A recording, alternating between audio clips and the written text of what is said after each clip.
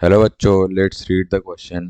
So the question here is for the reaction H2 plus I2 gives 2HI. तो हमें उसमें Kp और Kc के बीच में रिलेशन निकालना है. ओके, तो सबसे पहले हम क्वेश्चन के की कॉन्सेप्ट की बात कर लेते हैं. So the key concept of the question here is relation relation between relation between Kp and Kc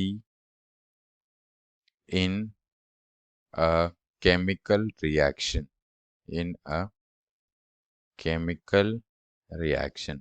एक केमिकल रिएक्शन में हमें केपी और केसी के बीच में रिलेशन फाइंड करना है. ओके, तो हम जानते हैं हमें यहाँ पे रिएक्शन कौन सा दिया हुआ है. हमें रिएक्शन दिया हुआ है H2 plus I2 gives 2HI. Okay, तो यहाँ पे क्या दे रहा है, हमें 2HI दे रहा है.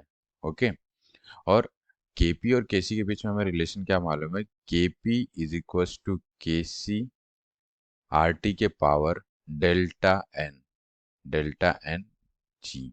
ओके, यहाँ जी गैसेस के लिए है.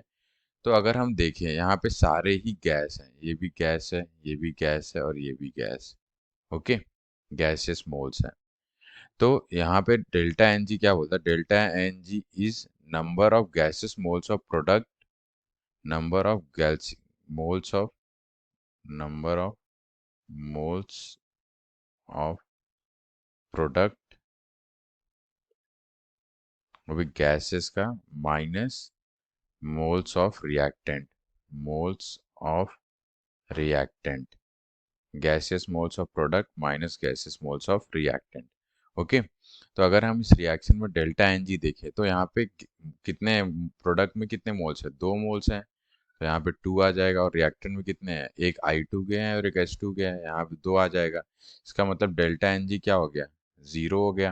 तो अगर हम Kp और Kc के बीच में रिलेशन लिखें तो क्या हो जाएगा, Kp is equal to Kc RT के पावर क्या हो जाएगा, 0 हो जाएगा, कि डेल्टा एन जी क्या है, 0.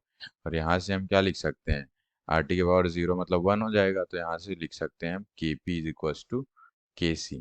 ओके, तो ये हमारा रिलेशन हो गया Kp और Kc के बीच में, ये वाले जो हमें रिएक्शन दिया गया है. तो अगर हम करेक्ट ऑप्शन देखें तो यहाँ पे ऑप्शन सी जो हो जाएगा वो करेक्ट हो जाएगा. So the final answer for this question is option C which is Kc is equals to Kp. Hope you understood well. Best of luck. Thank you.